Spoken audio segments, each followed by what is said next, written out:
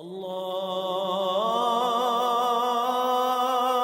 اکبر اللہ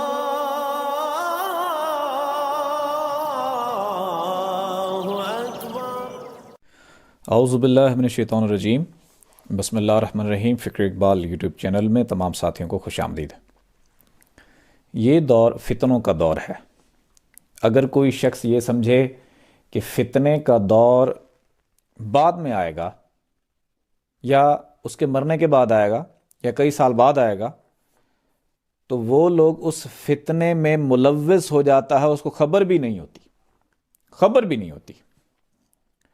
اور جو بندہ یہ سمجھتا ہے، ادراک رکھتا ہے کہ یہی فتنوں کا دور ہے، تو وہ فتنوں سے محفوظ ہو جاتا ہے۔ جن فتنوں کی بات کی گئی ہے، دور آخر میں یہ فتنے ہوں گے، اور اس میں سے آخری فتنہ دجال کا ہے جو اسی وقت چل رہا ہے۔ ان فتنوں میں جو بیسک چیز ہے وہ تین چیزیں ہیں۔ آپ فتنوں کی کتابیں پڑھیں، یہ بخاری شریف پڑھیے، مسلم شریف پڑھیے، سیاستہ کی کتابیں پڑھیں گے نا، جو بیسک چیز ہے نا فتنے میں، اول فتنہ سمجھ نہیں آتا۔ فتنہ سمجھ کیوں نہیں آتا؟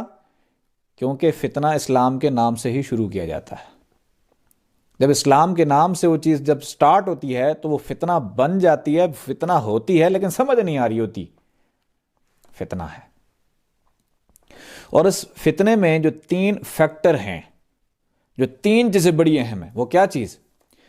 یعنی جس تعلیم میں کسی کی جان محفوظ نہ ہو، فتنہ۔ جس تعلیم میں کسی کا مال محفوظ نہ ہو، فتنہ۔ جس تعلیم میں کسی کی عزت محفوظ نہ ہو، فتنہ۔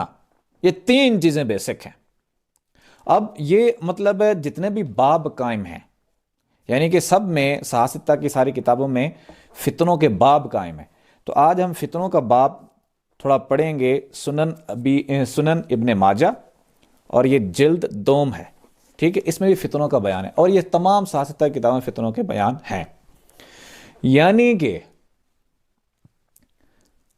اگر اسلام کے نام سے کوئی چیز سٹارٹ کرنی ہے، کیا ہونی چاہیے؟ پیار، محبت، اخوت، بھائی چارہ، آپس میں حقوق کی ادائیگی۔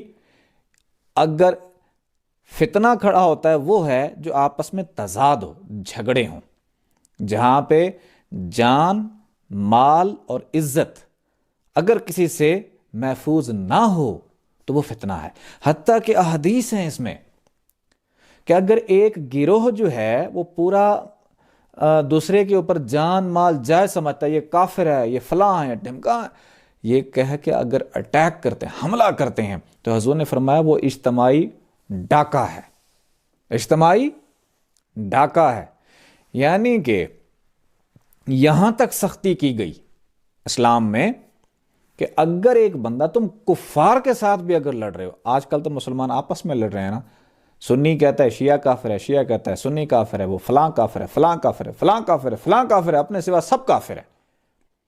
یہاں تک فرمایا گیا کہ اگر تم جہاد بھی کر رہے ہو، اگر کافر بھی تمہارے سامنے کلمہ پڑھ لے، تم اپنا ہاتھ پیچھے ہٹا لو، تم اس کے اوپر تلوار نہیں چلا سکتے۔ کئی کیسز ایسے ہوئے جس میں کہا گیا کہ اس نے اس وقت جان بچانے کے لیے کلمہ پڑھا ہے، تو نبی پاک صلی اللہ علیہ وسلم جلال میں آئے کہ اگر اس نے پڑھا ہے تم دل چیر کر دیکھو گے، اگر جس نے زبان سے کلمہ پڑھ لیا ہے تمہارے لیے قابل احترام ہے، اس پر تلوار نہیں چلا سکتے۔ اگر اس کے اندر کوئی خلش ہے، اگر کوئی برائی ہے یا حقوق کی ادائیگی میں کمی ہے، یہ معاملہ اللہ کے سپرد ہے، وہ حساب لے گا۔ اب یہ حدیث ہے